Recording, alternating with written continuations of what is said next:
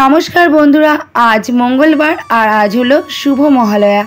আর এই শুভ মহালয়ার পুণ্য লগ্নে শারদীয়ার আগাম শুভেচ্ছা জানিয়ে রানাঘাটের ছোট্ট একটা গ্রাম থেকে আমি দীপিকা চলে এসেছি নতুন আরও একটি ব্লগ নিয়ে। আমার নতুন আরও একটি ব্লগে রইল তোমাদের অনেক অনেক অনেক ভালোবাসা। আর মহালয়া আসা মানেই কিন্তু দুর্গাপূজা চলে আসলো, আর একটা বছরের প্রতীক্ষার অবসান ঘটা। সত্যি আমরা দুর্গাপূজা চলে গেলে আবার একটা বছর অপেক্ষা করি যে মা আসবে। তো সেই একটা বছর অপেক্ষা করার পর চলে আসে মহালয়।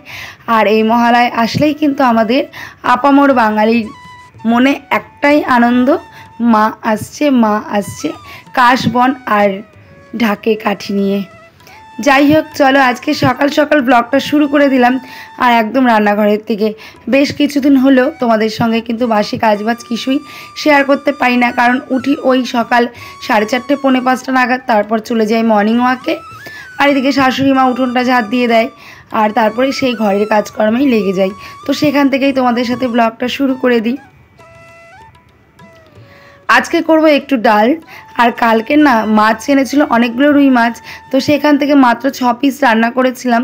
আর 6 পিস মতো মাছ কিন্তু রয়ে গেছিলো, আমি সেটা রেখে দিয়েছিলাম।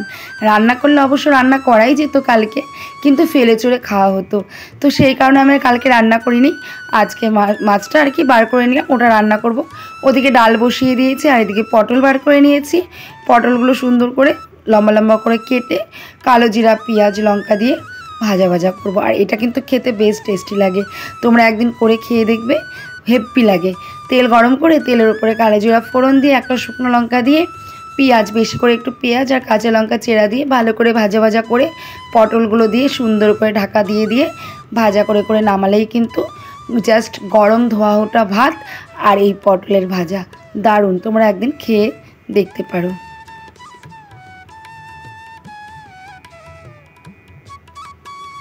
তো আজকে আমার ঘরে যা যা ছিল সেগুলো দিয়ে আমি চালিয়ে নেব। শুধু এক্সট্রা করেছি ডালটা, আর মাছটাও ঘরে ছিল, পটলের সবজিটাও কিন্তু আমার ঘরেই ছিল। তো রান্নাটাও বসিয়ে দিয়েছি, ওদিকে দেখতেই পেয়েছিলে ডালটা আমি বসিয়ে দিয়েছিলাম। তো ডালটা আমার সেদ্ধ হয়ে গেছে, এখন আমি পেঁয়াজ দিয়ে আর লঙ্কা দিয়ে কিন্তু ডালটা আমি ফোড়ন দেবো। আজকে আর কি এমনি পাতলা প্লেন পেঁয়াজ দিয়ে মসুর ডাল করব। আর ওইদিকে কিন্তু আমি মাছের ঝোলও বসিয়ে দিয়েছি, দুই দিকে দুটো কড়াই বসিয়ে দিয়েছি, তাহলে রান্নাটা আর কি তাড়াতাড়ি হয়ে যাবে। আর এই যে এদিকে বললাম না যে পটল ভাজাটা করব পেঁয়াজ লঙ্কা দিয়ে, তো সেটাও কিন্তু বসিয়ে দিয়েছি। একদিকে ডাল একদিকে এটা, আর ডালটা নামিয়ে কিন্তু আমি ওই সাইডে মাছের ঝোলটাও কিন্তু বসিয়ে দিয়েছিলাম।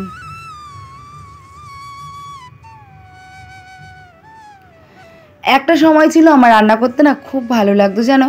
যখন নতুন নতুন বিয়ে হয়ে আসলাম, আমি তো খুব ছোট, মার বাড়িতে মা কখনোই রান্না করতে দিত না, কারণ তখন অনেকটাই ছোট, পুরোটাই ধরো ছোট, মাত্র 15 গিয়ে 16 পড়েছি, তখন আমার বিয়ে হয়ে গেছে। তো তখন কি আর মা রান্না করতে দেয়? বাড়িতে শ্বশুরবাড়িতে এসে নতুন নতুন রান্না করতে না বেশ ভালো লাগতো, কিন্তু এখন মনে হয় কি কেউ যদি রান্না করে দেয় তাহলে আর একটু বেশি ভালো লাগতো। সব রান্না হয়ে গেছে, ডাল, মাছ ভাজা, মাছের তরকারি আর পটল ভাজা, ওদিকে ভাতটাও বসিয়ে দিয়েছি সব শেষে। আর এদিকে দেখো কন্টিনিউ কিন্তু আমার মেশিনটা চলেই যাচ্ছে, ওই সকাল থেকে মেশিনটা চালিয়ে কিন্তু আমি সমস্ত কাজ সিঁড়ি দিয়ে ওঠানামা করি। আর জানো তো পা কিন্তু খুব ব্যথা হয়ে যায়, পারি না, তবুও করতে হয়।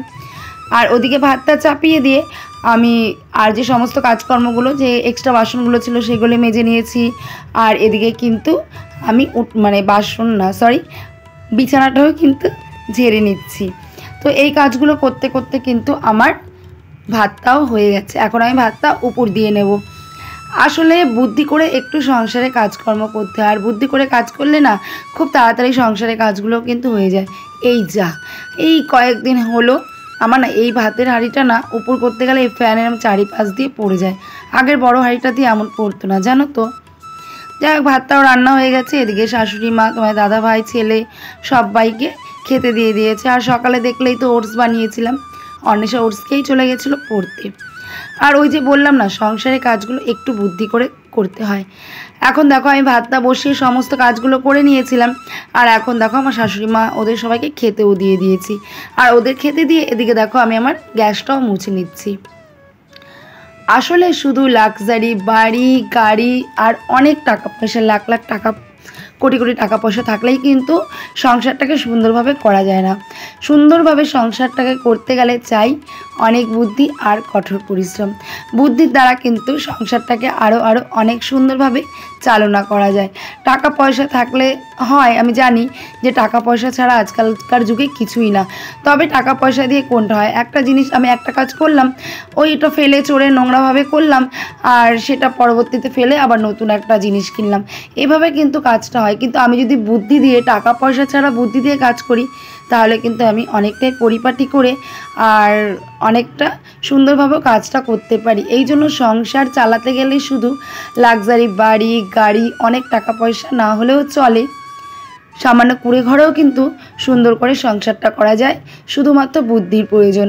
কারণ দেখবে অনেক অনেক বড় বড় বিল্ডিং, অনেক বড় বড় বাড়িতেও অগোছালো করে রাখলে একটা বেডরুমকে দেখতে ভালো লাগে না, কিন্তু একটা কুড়ে ঘরেও যদি তুমি সুন্দর করে একটা বেডরুমকে নিজের মনের মতো সাজিয়ে গুছিয়ে রাখো, সেটা কিন্তু ওই দালান ঘরের থেকেও বেশি ভালো লাগে। তো পরিশ্রম করতে হবে এবং সুন্দর করে যথাযথ বুদ্ধি দিয়ে সংসারটাকে চালনা করতে হবে, তাহলেই কিন্তু সংসারটা আরও সুন্দরতর এবং সুন্দরতম হবে।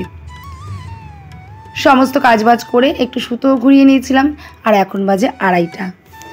আর সুতো ঘোরাতে ঘোরাতে কিন্তু আমি শশাটা খাচ্ছিলাম। এরকম কপালও নেই যে রিল্যাক্সে বসে খাবো তারপরে কাজ করব। ওই কাজ করতে করতে আমার খেতে হয়, আর এটা আমি অভ্যস্ত হয়ে গেছি। আমার এই কাজটা এখন ভালো লাগে, মানে আমি যেটাতে অভ্যস্ত হয়ে গেছি সেটাই তো ভালো লাগে। আর আমি জানি আর দিন শেষে আমাকে এইভাবেই চলতে হবে, তো এটাতে আমার কোনো মন খারাপ নেই, কোনো কিছু নেই। আমি মনটাকে ভালো রেখে, হ্যাপি রেখে কিন্তু আমি এইভাবে সংসারের কাজগুলো করে যাই। এখন বাজে 2:30। স্নান টান করে পুজো টুজো দেওয়া আমার কমপ্লিট। এখন খেতে বসেছি, আর অন্বেষা যাবে পড়তে। ওকেও আমার সাথে একটু খাইয়ে দিলাম, কারণ ও ভাত খেতে চাইছিল না, ওর শরীরটা নাকি ভালো লাগছে না, মাথা ব্যথা করছে, তাই আমার সাথে দুগাল ভাত খাইয়ে দিলাম। ও খেয়ে চলে গেছিলো পড়তে। আর আজকে বন্ধুরা ভাত খেয়ে এত একটা ভাত ঘুম দিয়েছি কি বলবো, পুরো 3টের সময় ঘুমিয়েছি, আমি উঠেছি সেই 6টার সময়, চোখ খুলে যেন তাকাতেই পাচ্ছিলাম না। আর এখন সন্ধ্যাবেলা শাশুড়ি মার জন্য আর তোমাদের দাদাভাইয়ের জন্য একটু চা করে নিচ্ছি, লাল চা।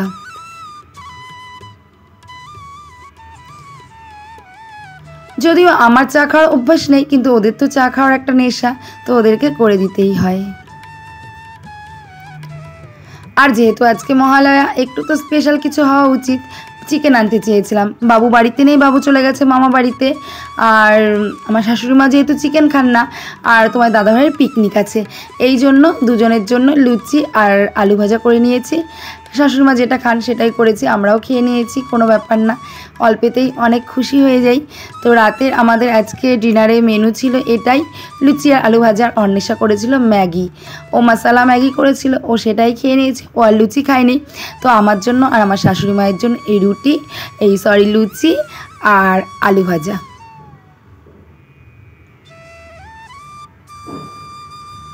তো চলো বন্ধুরা, আজকে রাতের ডিনারটা এই দিয়ে সেরে নিই। আর তোমাদেরকে বলে রাখি, যদি আমার ভিডিওটি ভালো লাগে তাহলে প্লিজ একটা লাইক করে দিও, সুন্দর একটা কমেন্ট করে দিও। আর তোমার দিদিভাই আমাকে কমেন্ট করেছে ড্রেসগুলো ওনার ভীষণ পছন্দ হয়েছে, থ্যাংক ইউ দিদিভাই। আর অবশ্যই আমার জন্য শাড়িও কিনেছি, আর শাশুড়ি মায়ের জন্য কিছু ব্লাউজ কিনবো, সেটা আমি তোমাদের পরের ব্লগে অবশ্যই শেয়ার করব। তো এখনকার মতো টাটা, সবাইকে আবারও মহালয়ার শুভেচ্ছা।